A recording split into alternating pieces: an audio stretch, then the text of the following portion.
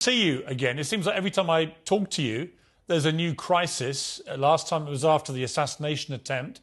Now you're under house arrest. You're back in court tomorrow. How are you doing? Well, Piers, I'll say my life is pretty exciting. You never know what's going to happen the next day. It certainly is. It's certainly unpredictable. Just before I came on air today, you've now been, in addition to the 150 different violence and corruption charges that you're facing, they've now put your name against this murder of a lawyer who was pressing for a case against you for sedition, who was killed on Tuesday by 4 gunmen. What is your response to that? Piers, I don't even know the name of this guy. It's Abdul Razak. Again, I repeat, it is the case didn't even register on my radar. Of course, I had nothing to do with it. Everyone knows I had nothing to do with it. People in his family know that I had nothing to do with it. The other charges, Imran, there's 150 of them. It's a huge amount. Obviously, if you're convicted of this, you'll go to prison, presumably, for a long period of time. What do you feel about this? I mean, you're back in court tomorrow. They'll decide whether you can go back home under house arrest or presumably whether you will be incarcerated. What is your general view about what is happening to you? I have 17 bail cases tomorrow. Chances are all the judge has to say is that one of the bails, he refuses to give me bail and I go to jail. So I'm mentally prepared. But, you know, Piers, what is happening in Pakistan, we are back to the dark ages. I mean, there's no rule of law left here. What has been happening to my party, 10,000 of our workers are in jail, and the judges give them relief, and the police picks them up in another case. So it is the law of the jungle right now. I mean, it's never happened in this country before. Your critics, your enemies, they say you're getting what you did to others, in the sense that the military turned on you, but to start with, you had them on your side, that you, when you came into office, were putting people in prison who shouldn't have been, with trumped-up charges and so on. You've heard this charge against you. What is your response to that? First of all, it's never happened, even in military dictatorship, what is happening now. But secondly, you know, 95% of the cases against the opposition I inherited. They were from the previous governments. In fact, when they were in power, there were only 5% of the cases. And it was nothing like what is going on now. If you end up going to jail for a long period of time, what will happen to you, to your party, to the movement, to all of it? Look, Piers, this today, why is this happening? This is happening because my party, PTI, is now the largest party in Pakistan's history.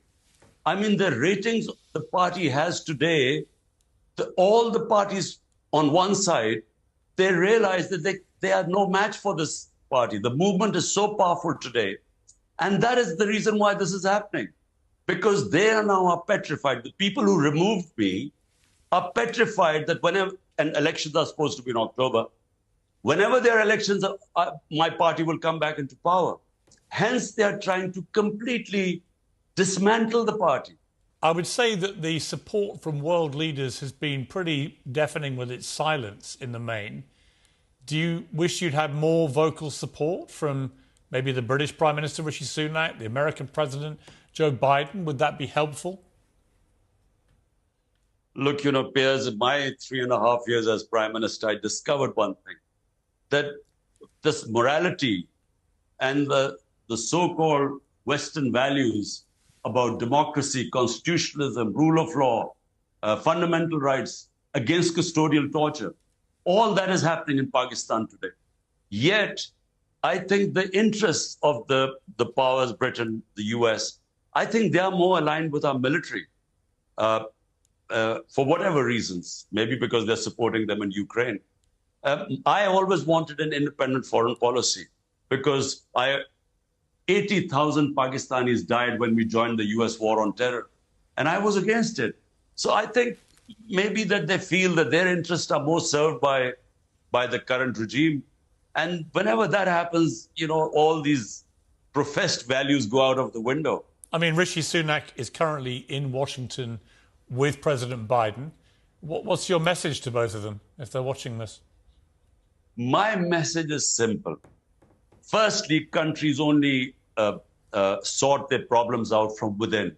But the professed values of United States and United Kingdom, I repeat, is democracy, is fundamental rights, rule of law. I mean, whenever they criticize Hong Kong or China with the Uyghurs or Russia, they always talk about the lack of human rights and fundamental rights and lack of democracy. But here's one standard for democracy. And all these values are being violated, yet not a word from them. But, I didn't really expect much. Imran, on a human level, I've spoken to you after people tried to kill you, and they came very close to killing you. That was just 6 months ago or so. You've got a family, you've got these 2 young sons. You tweeted recently, the only thing I miss these days is hiking in our northern mountains with my sons. And that was a very human thing to tweet. And I, as a father of 3 boys, not dissimilar age to yours now, that really resonated with me. How are you doing on a human level? Well, it's a huge sacrifice, because what is happening right now is we are basically fighting for rule of law and democracy. On the other hand, we now have, we are heading towards the worst type of dictatorship. It's a banana republic right now, where the judges now are no longer independent. They are threatened. Media is completely muzzled. My name is not allowed to be mentioned on the media. And you can't demolish the biggest political party by the steps they've taken, these draconian steps. So therefore, what is at threat is our democracy, our future. So there's no, this has been one of the most toughest years of my life. Are you able to see your sons? No, I can't. This is too dangerous a time for me to ask them to come over.